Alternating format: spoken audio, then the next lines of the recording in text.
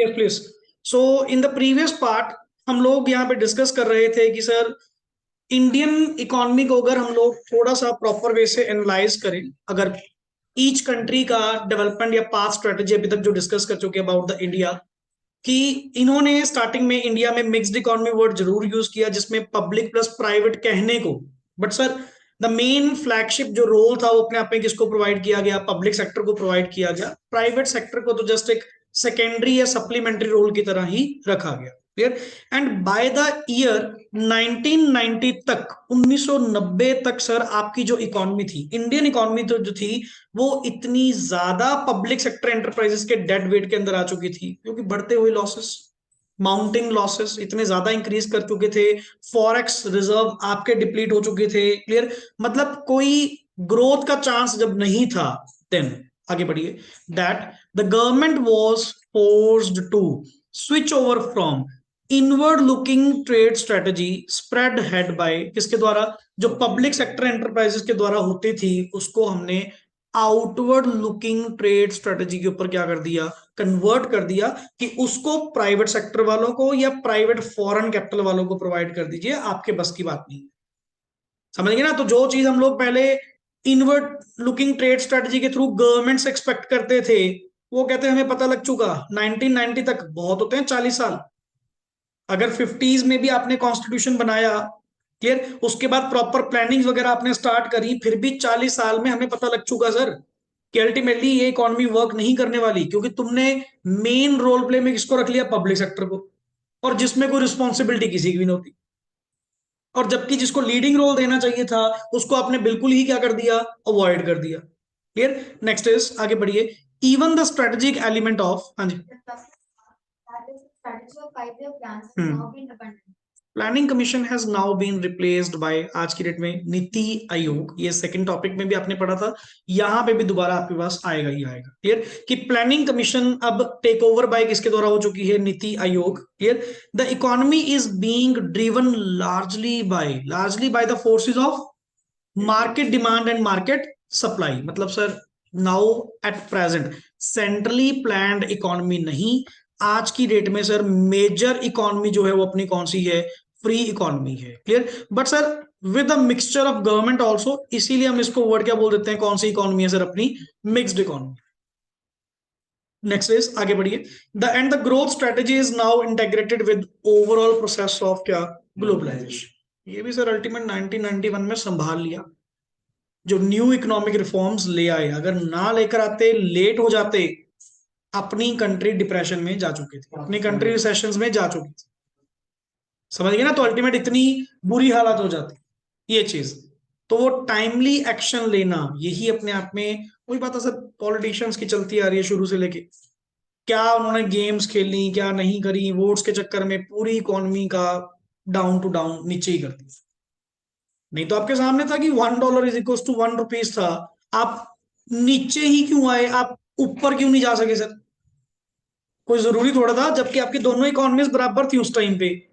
Clear? USA इतना ज्यादा develop कर गया और अपन इतने डाउन चले गए, कुछ तो स्ट्रेटेजीज में कमी होगी, कुछ तो कमी होगी ना अपने, ये सारी थिंग्स।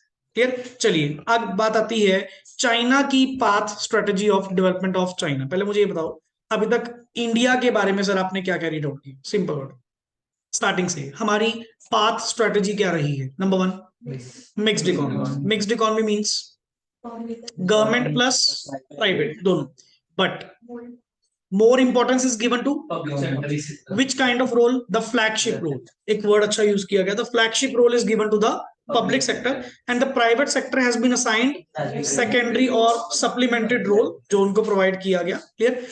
इनिशियली शुरू में अल्टीमेटली आपकी एग्रीकल्चर सेक्टर ने और इंडस्ट्रियल में आयरन एंड स्टील इंडस्ट्री ने अच्छा रिस्पॉन्स दिया, अच्छी ग्रोथ रेट प्रोवाइड करी, डेवलपमेंट प्रोवाइड करी। बट हिडन जो था इसके पीछे वो क्या था? हिडन जो था क्या था?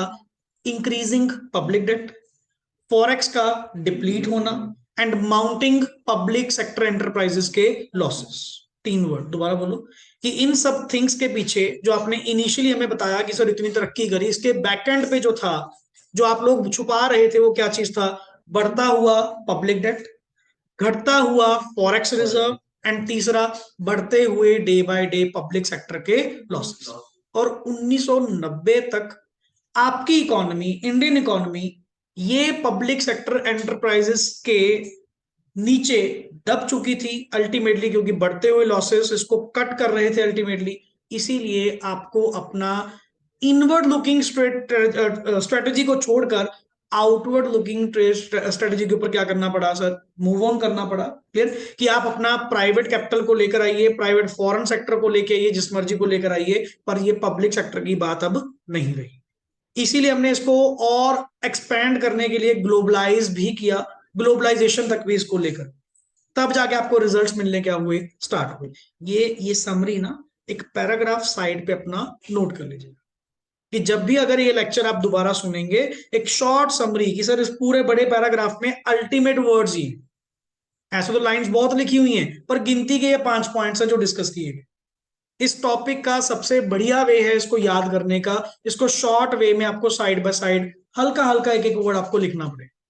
चलिए अब चलते हैं सर, चाइना की डेवलपमेंट स्ट्रेटजी क्या रही। सबसे पहले पढ़िए जी, established as People's Republic of China in 1949. It decided to bring all critical areas of production activity. Sir एक चीज मेन थी कि जितनी प्रोडक्शन एक्टिविटी चाइना में कंडक्ट होती थी वो सबकी सब किसके कंट्रोल में थी, गवर्नमेंट कंट्रोल। अगर मैं कहूं क्या स्टार्टिंग से 1949 से जो आपकी इकोनॉमी थी, आपकी जो इकोनॉमी थी, क्या वो मिक्स्ड इकोनॉमी थी? नहीं, चाइना ने फॉलो की स्टेटिज्म, चाइना ने शुरू से फॉलो किया गवर्नमेंट कंट्रोल। जितनी प्रोडक्शन एक्टिविटी है सारी की सारी के ऊपर कंट्रोल किसका था, गवर्नमेंट। अपने तरह नहीं 1947 से ही सीधा मिक्स्ड इकोनॉमी। इन्होंने मिक्स्ड इकोनॉमी ऑप्ट करी, बट बाद में जाके करी, पहले नहीं करी। यही फर्क था सर, यहीं से वो तरक्की पकड़ गए। अपने लोगों ने पब्लिक सेक्टर शुरू तो करा, बट वो करप्ट थे, खा गए। और चाइना वालों ने गवर्नमेंट कंट्रोल था, स्ट्रिक्ट कंट्रोल था, ये उस टाइम पे संभाल के प्रोडक्शन एक्टिविटी, और आज की डेट में प्रोडक्शन के राजे बने बैठे।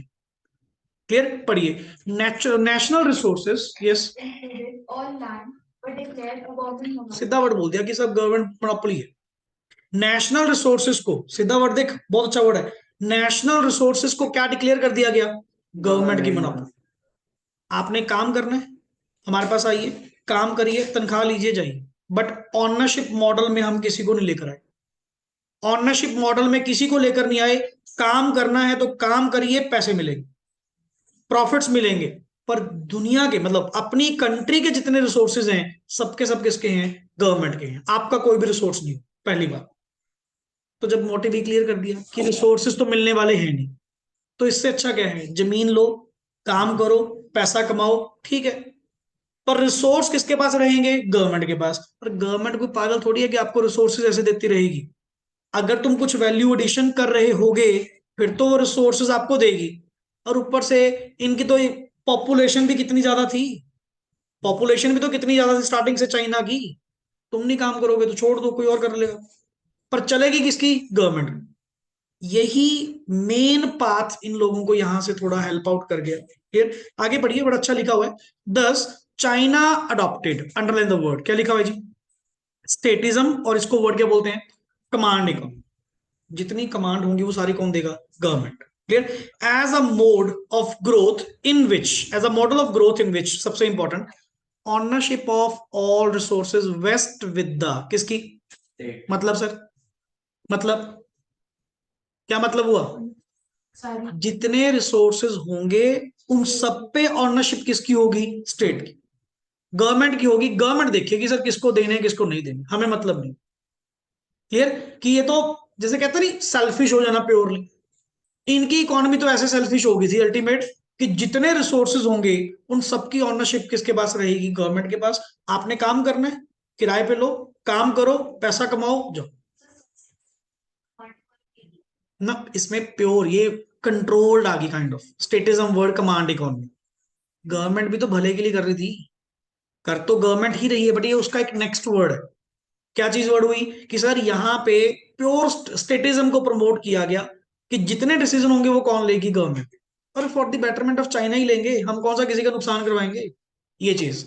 क्लियर। दूसरा word and, the state is to decide what to produce, how to produce and. फिर तो सर एक बात बताओ, तुम लोगों के हाथ में तो कुछ भी नहीं था। अपने लोगों के हाथ में, रिपब्लिक ऑफ चाइना के हाथ में तो कुछ भी नहीं था। सारा कुछ ही अल्टीमेट किसने डिसाइड करना है? गवर्नमेंट ने, क्योंकि रिसोर्सेज भी किसके? गवर्नमेंट के, डिसीजन भी किसके? गवर्नमेंट के। आपको तो काइंड ऑफ एक लेबर की तरह। तभी ये अपने रिसोर्सेज को बचा गए, काम पे लगा गए स्ट्रिक्ट होकर, और अपने वालों में मिक्स्ड इकोनॉमी कर दी, जैसा चल रहा है चलने दो। क्लियर। पढ़िए, historically the development path of China split into two periods, pre-1978 and post-1978. During the pre-1978 period, two major events defined how China proceeded on the path of development, and these events are as under. सबसे पहला event जो हुआ था क्या था? Great leap forward. पढ़िए जी। This was a campaign launched in कब? 1958। Clear. To kick start the process of, ये ना बड़ा अच्छा काम कर रहा था, to kick start the process of industrialisation. Kick start मतलब इंडस्ट्रियलाइजेशन को बूस्ट अप करना, कि बस हो जो शुरू, अल्टीमेट जहां जो काम करना चाहता है, जिस भी तरह की, जिस इन्होंने ना एक नारा वर्ड चला था, घर घर इंडस्ट्री खोलो, जितना काम करना करो, इंडस्ट्रियां लगाओ मैक्सिमम, मतलब प्रोडक्शन के पीछे पागल हो जाओ। इनका ये सिस्टम था कि मैक्सिमम प्रोडक्शन निकालो, और वही चीज चाइना आज भी फॉलो कर, इतनी ज्यादा प्रोडक्शन कर रहा है कि ऑल ओवर द वर्ल्ड वो क्या कर रहा है? सप्लाई कर रहे हैं। अरे चाइना के प्रोडक्ट सस्ते होने का कारण क्या है? Bulk production. लाखों करोड़ों यूनिट्स बन रहे हैं वहां पे यार। तो अल्टीमेटली चीज सस्ती क्यों नहीं होगी? कॉस्ट कम नहीं होगी क्या? अब देख, चीज को बनाने के लिए दो तरह की कॉस्ट लगती है, एक तो वेरिएबल, और दूसरी कौन सी? फिक्स्ड। अरे वेरिएबल तो हर केस में सेम रहेगी, बट अगर तुम मास प्रोडक्शन करोगे, ज्यादा प्रोडक्शन करोगे, तो फिक्स्ड कॉस्ट का बर्डन क्या होता रहेगा? तो सर वही तो आपकी सेविंग्स है। ये चीज पढ़िए आगे। Yes, so much so that the people were encouraged to establish industries in their backyard. मतलब घर पे कोई खाली जगह भी है, वहीं भी इंडस्ट्री लगा दे, कोई दिक्कत नहीं है। अपने घर के बैकयार्ड में भी लगा दे चलेगा, पर इंडस्ट्री लगा, काम कर, स्मॉल स्केल लगा पर काम कर। आगे चल। While industrialisation was given a massive boost in the urban areas. वही, अगर सारे ही इंडस्ट्री में आ गए तो भाई साहब कंट्री चलेगी कैसे? एग्रीकल्चर में भी तो कोई होना चाहिए। एग्रीकल्चर वाज रेवोल्यूशनाइज्ड इन द, कहां पे? Rural areas. वो भी किसके लिए? बाय अडॉप्टिंग एक नया सिस्टम चलाया, commune system of farming. Commune system का मतलब क्या होता है? मिलकर खेती करना, सबके लिए खेती करना। जिसे आप कहते हैं नहीं, ये ना इन्होंने पूरे चाइना कंट्री को एक परिवार की तरह लिया, कि घर के ये तीन मेंबर हैं, तुम तो लग जाओ इंडस्ट्री में, ठीक है ना, कि घर घर अपने प्रोडक्शन करनी शुरू कर दो, जितनी कर सकते हो मैक्सिमम। मैं कहा जी, अगर हम तीनों प्रोडक्शन में लग गए तो घर का खर्चा कैसे चलेगा? पीछे मतलब खाने पीने के लिए कैसे आएगा? चिंता ना कर, बाकियों को कहां पे लगा दे? एग्रीकल्चर पे लगा दे, कि आप लोगों ने प्रोड्यूस जो करना है पूरी कंट्री के लिए प्रोड्यूस करना है। अब सारा सारा अर्बन एरिया कहां पे लगा दिया? इंडस्ट्री में, प्रोडक्शन में। अब अगर वो सारे प्रोडक्शन में इन्वॉल्व हो गए, तो उनका खाने पीने का सिस्टम, एग्रीकल्चर का सिस्टम, कहते चिंता ना करो, वो रूरल एरियाज के लोग हैं, उनको हमने एग्रीकल्चर में लगा दिया, हो गया बैलेंस्ड। हो गया बैलेंस्ड। इंडस्ट्री भी काम करती रहेगी, और उन लोगों का खाने पीने का सिस्टम भी बिल्कुल सही रहेगा। पढ़िए sir, commune means collective farming. एक साइड पे आप लोगों के पास दो बॉक्स हैं, सबसे इंपॉर्टेंट। क्लियर। पढ़िए जी, great leap forward. GLF was the campaign launched in India in 1958 China in China in 1958 to accomplish economic and industrial development at, वो भी कौन से रेट पे? फास्टर रेट पे। इट फोकस्ड ऑन किसके ऊपर? Widespread industrialisation of the economy, encouraging people to set up household. इतने इन्होंने इतना मोटिवेट कर दिया था कि आप अपनी बैकयार्ड पे भी इंडस्ट्री लगा सकते थे। Here, it focused on widespread industrialization of the economy, encouraging people to set up household industry in their backyard. Clear? और इसी को करने के लिए जो एक सिस्टम लगाया गया, that is called as commune system. Commune का मतलब कलेक्टिव फार्मिंग करना। पढ़िए, commune system of collectivised agriculture was implemented in 1950. दोनों सेम टाइम पे हुए। जीएलएफ सक्सेसफुल इसके कारण हुआ ना, नहीं तो अगर हर बंदा अर्बन एरियाज वाला अगर इसमें लग जाता, इंडस्ट्री में लग जाता, तो फिर एग्रीकल्चर कौन करेगा? कहते चिंता ना करो, हमने बांट दिया। रूरल एरियाज वाले मैक्सिमम क्या करेंगे, एग्रीकल्चर में तरक्की करेंगे, और अर्बन एरियाज वाले को फैसिलिटी अच्छी होती है, इंडस्ट्रीज में लगाएंगे। क्लियर।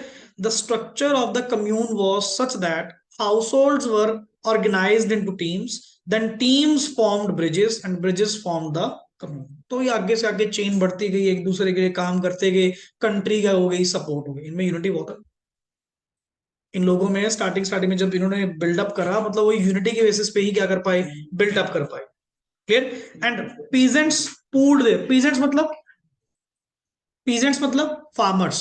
फिर farmers pooled their land to create larger fields and that could yield greater output and shared farming implements. मतलब कोई दिक्कत नहीं है, किसान किसान के साथ मिलकर आप टोटल जितना काम करना है कंट्री के लिए काम करना है। बस ऐसे कहते हैं नहीं, मिशन दे दिया कि अपन ने कंट्री को ग्रोथ कर लेके आना है, कंट्री की डेवलपमेंट करवानी है, तो उसके लिए जो रिसोर्सेज हैं, जो मेरे इंप्लीमेंट्स हैं, तुझे भी चाहिए तो यूज कर, पर तू कंट्री के लिए काम कर।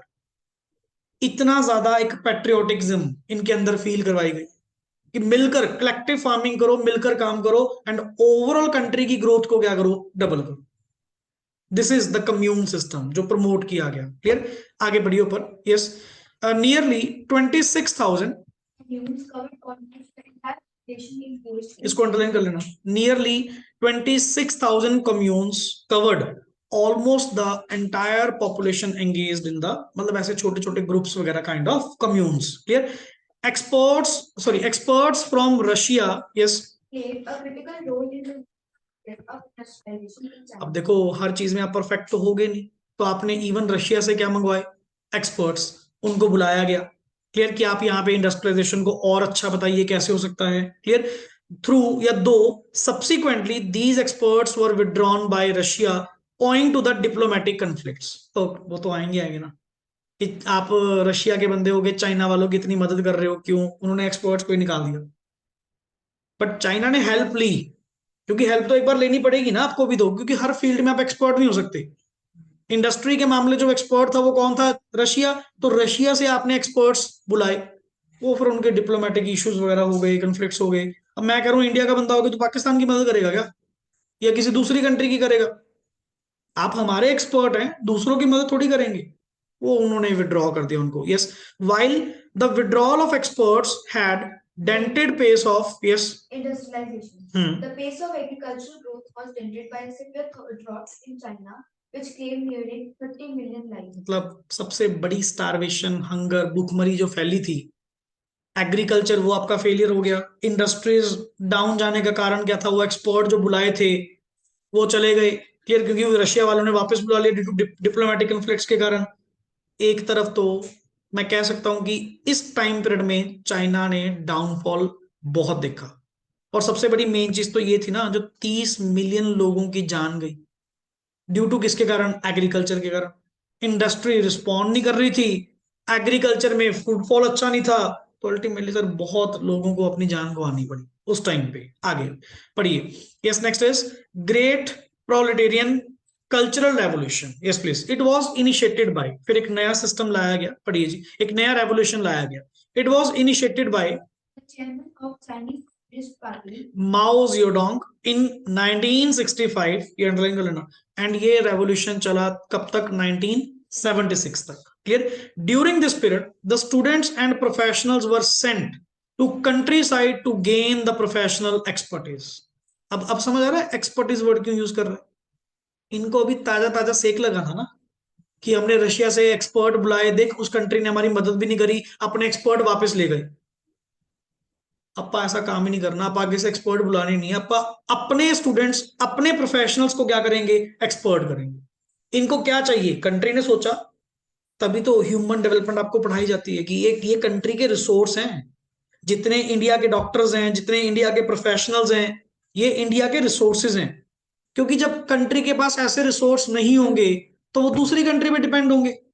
अल्लाह कहता देख लो जी इंडिया के क्या हाल है, चाइना के क्या हाल है, इनके पास तो एक्सपर्ट भी नहीं इंडस्ट्री के। कहते ना, अपने स्टूडेंट्स को, अपने प्रोफेशनल्स को भेजो, क्या नॉलेज चाहिए, कहाँ पढ़ना है, पढ़ाओ, एक्सपर्ट बनाओ।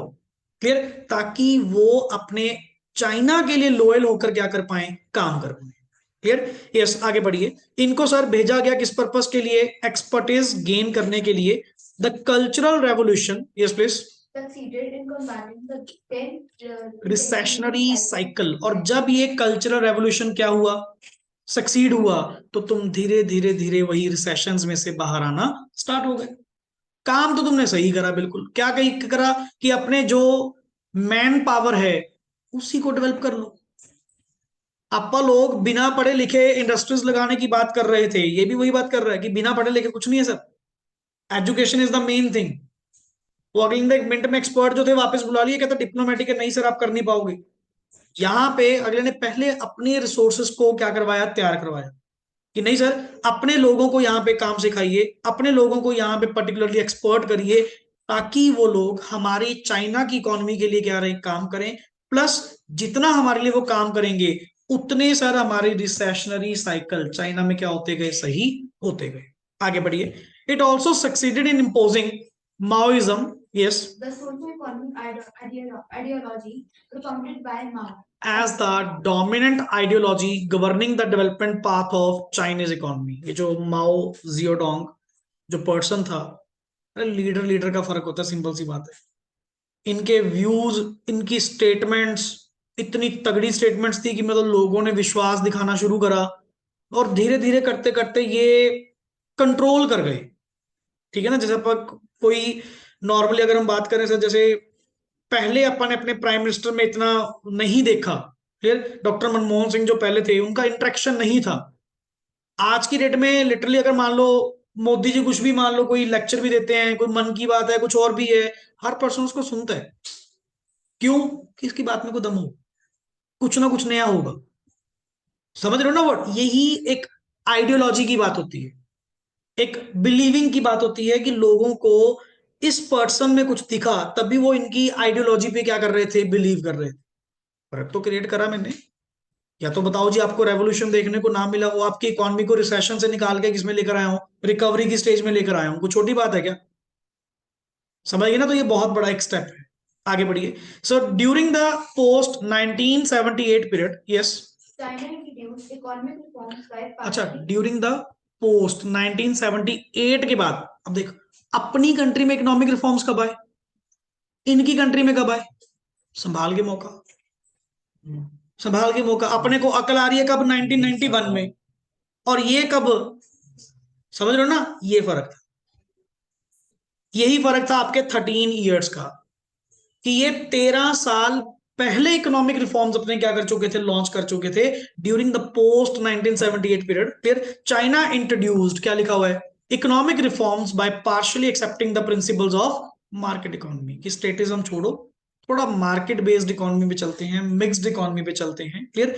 It involve strategic shift from, word क्या लिखा हुआ है, सिस्टम ऑफ क्लोज्ड इकोनॉमी से ओपन इकोनॉमी के अंदर लेके आना। पहले ये बिल्कुल एफडीआई प्रमोट नहीं करते थे। क्लोज्ड इकोनॉमी समझते हो, अपना अपना, rest of it. समझ गया, रेस्ट ऑफ द वर्ल्ड से कोई मदद नहीं लेंगे, अपना अपना काम करेंगे।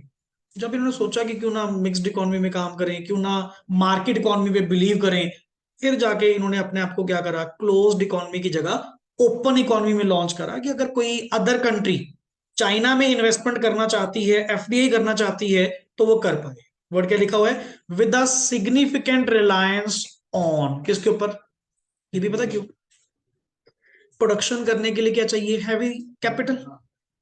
और चाइना की पोजीशन तो अभी अभी रिसेशन से बाहर निकली थी। तुमने अभी लास्ट वर्ड क्या पढ़ा, कि तुम्हारा जो ये रेवोल्यूशन था ये तुम्हें रिसेशन की पोजीशन से बाहर लेकर आया। फिर इन्होंने मिशन सोच लिया कि अल्टीमेट अपन ने प्रोडक्शन के मामले में नेक्स्ट लेवल प्रोडक्शन करनी। क्लियर? उसके चक्कर में क्या करा, कहते हैं क्लोज्ड इकोनॉमी है ना, छोड़ो परे, ओपन इकोनॉमी पे आ जाओ, पैसा पकड़ो, कैपिटल पकड़ो, दुनिया के पैसे से अपन काम करो। लोगों ने रिस्पॉन्स देखा, चाइना में धड़ाधड़ एफडीआई एफडीआई, लोगों ने पैसा इन्वेस्ट करना वर्ल्ड लेवल पे स्टार्ट हो गया, कैपिटल रिसोर्सेज बढ़ गए, प्रोडक्शन एक्टिविटी डबल ट्रिपल कितने गुना हो गई, ये काम करते। यही इकोनॉमिक रिफॉर्म्स इनकी डेवलपमेंट पाथ को क्या कर गए, क्योंकि इन्होंने पहले इंप्लीमेंट कर दिए ना, इन्होंने पहले इंप्लीमेंट कर दिए। और अपा अभी भी किस पे बिलीव कर रहे थे, गवर्नमेंट सेक्टर पे। फिर जाके 1990 में जाके 90 में जाके आपको पता लगा गवर्नमेंट सेक्टर वर्क नहीं कर रहे, प्राइवेटाइजेशन लेके आनी पड़ेगी। यही चीज अगर पहले करी होती, इन्हीं के बराबर करी होती, तो अपनी कंट्री भी नेक्स्ट आती। वही है सर, टाइमिंग्स का खेल है कि आपकी कंट्री ने उस चीज को कब अडॉप्ट करा। क्लियर हो कंसेप्ट? तो ये कुछ स्ट्रेटजीज थी, और नीचे आपको जैसे बताया जाएगा कि सर ये रिफॉर्म्स जो है वो कैसे अलग अलग फेसेस में कैसे इंट्रोड्यूस किए गए, पर्टिकुलरली उन पॉइंट्स। सबसे पहला वर्ड जैसे लिखा हुआ है sir, first phase of economic reform में क्या क्या आया। Number two, second phase of economic reforms में आपको क्या क्या देखने को मिला। अगर टॉपिक को पार्ट्स में रीड आउट करेंगे ना, पार्ट्स में रीड आउट करेंगे, तो लिटरली आप लोगों को टॉपिक इंटरेस्टिंग भी लगेगा एंड डे बाय डे आपको रिटेन भी। Is that clear? अब स्टार्टिंग से जस्ट 2 मिनट की समरी कि आज आप लोगों ने क्या डिस्कस किया, एंड ये सारे लेक्चर्स मैं ऑलरेडी आपको अवेलेबल भी करवा दूंगा। सबसे पहले हम लोगों ने जो आज सेशन में डिस्कस किया, दैट इज ऑल अबाउट किसके रिगार्डिंग सर, हम लोग 3 कंट्रीज की इकोनॉमी के बारे में डिस्कस करने वाले हैं, that is Indo, China and Pakistan. Normally सबकी जो स्ट्रेटेजी थी वो अपने आप में क्या थी, डिफरेंट थी। ठीक है, अडॉप्ट सबने करा, डेवलपमेंट सबने करी है, बट स्टार्टिंग पॉइंट सेम होने के कारण एंडिंग पॉइंट सबका सेम नहीं है। क्लियर? उसका कारण क्या था कि एक तो आपकी स्ट्रेटेजी अलग थी, और दूसरी बात आपके इकोनॉमिक रिफॉर्म्स की टाइमिंग, जैसे आपने चाइना के बारे में आज रीड आउट किया कि उन्होंने 1978 के बाद ही लॉन्च कर दी, समझ गए ना। बट स्टार्टिंग पॉइंट सबका सेम था। इंडिया पाकिस्तान तो 1947 और रिपब्लिक ऑफ चाइना 1949। पर इन दोनों में सिमिलैरिटी 2 पॉइंट्स की थी। पहला पॉइंट सिमिलैरिटी क्या था, इन सब ने प्लानिंग पे विश्वास करा, और इन सब ने स्टार्टिंग कोर फैक्टर किसको लेकर चले, पब्लिक सेक्टर। क्लियर? बाकी क्या था सर, डिफरेंसेस अपने आप में कई थे। अगर आप one by one read out करें, जैसे पहले इंडिया का रीड आउट करा, इंडिया में आपने क्या पढ़ा कि sir after independence mixed economy रही, बट द फ्लैगशिप रोल किसके पास था, गवर्नमेंट सेक्टर के पास था, उनके पास कम था बाकियों के पास। क्लियर? कि अल्टीमेटली प्राइवेट सेक्टर को तो सिर्फ एक सेकेंडरी रोल या सप्लीमेंट्री रोल ही प्रोवाइड किया गया। क्लियर? इस अचीवमेंट्स के पीछे इनिशियली अच्छा रिस्पांस मिला, एग्रीकल्चर में भी, आयरन या स्टील इंडस्ट्री सेक्टर में भी। बट जो हिडन था वो क्या था, बढ़ता हुआ public debt, depletion of forex reserves and mounting losses from the public sector enterprises. तब जाके 1990 के बाद हम लोगों ने इकोनॉमिक रिफॉर्म्स को लॉन्च किया, with the globalisation interaction, integration करी, प्राइवेटाइजेशन आपने करी, लिबरलाइजेशन आपने करी। रही बात चाइना की, चाइना सर इंटरेस्टिंग रहा है शुरू से। इन्होंने जो प्रमोट करा वो किसको प्रमोट करा, स्टेटिज्म, गवर्नमेंट कंट्रोल को। सबसे बड़ा main point, ownership of all resources vest with the government, and all the economic decisions 3 ही है, how to produce, sorry what to produce, how to produce and for home to produce. ये सारे important decision कौन लेगा, government. तो starting से लगाम किसके पास रखी, गवर्नमेंट के पास। तो नेचुरली कोई दिक्कत आएगी नहीं। समझ गए ना, इन्होंने इस चीज के ऊपर क्या करा, ज्यादा प्रमोशन करा, जो पॉइंट के ऊपर ये रही। आफ्टर दैट जो पॉइंट रहा चाइना को लेकर, क्लियर, कि इन्होंने अपना जो रिफॉर्म्स थे वो 2 पॉइंट्स में था। पहला था सर आपका प्री 1978, एक था पोस्ट 1978। क्लियर? प्री 1978 आपका 2 अलग अलग व्यू पॉइंट्स में चला। One is the great leap forward with commune system, 2 word, जो 1958 में आया था।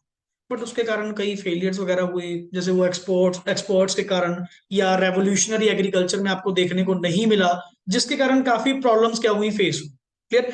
देन आया ग्रेट प्रोलेटेरियन कल्चरल रेवोल्यूशन, जो 1965 में by the chairman of Chinese commune system, कौन था, माओ जेडोंग। क्लियर?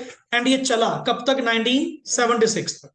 इन्होंने अपनी थियोरी क्या दी, हम अपने स्टूडेंट्स को, प्रोफेशनल्स को नॉलेज लेने के लिए भेजेंगे, एक्सपर्ट बनाएंगे, और जिसके कारण वो अपनी ही कंट्री में क्या करेंगे, सर्व करेंगे, कि अपनी मैन पावर तैयार करो, सिंपल सी, अपने ह्यूमन रिसोर्सेज तैयार करो जितने कर सकते हो, अपनी ह्यूमन रिसोर्स डेवलपमेंट करो, और धीरे धीरे आप लोग अपने रिसेशन में से बाहर निकलते हुए दिखे। क्लियर? बट जब लोगों को आप पे फेथ हुआ, आपकी आइडियोलॉजी पे उन्होंने फेथ करना शुरू करा, देन आफ्टर 1978 आपने अपने इकोनॉमिक रिफॉर्म्स क्या कर दिए, लॉन्च कर दिए। क्लियर? सो नेक्स्ट हमारी जो डिस्कशन होगी वो इसी पॉइंट के ऊपर होगी कि कैसे कैसे चाइना ने क्लोज्ड इकोनॉमी से निकलकर ओपन इकोनॉमी में जब गए, तो कैसे उन रिफॉर्म्स के ऊपर इन्होंने वन बाय वन क्या करा, वर्क करा। Is that clear?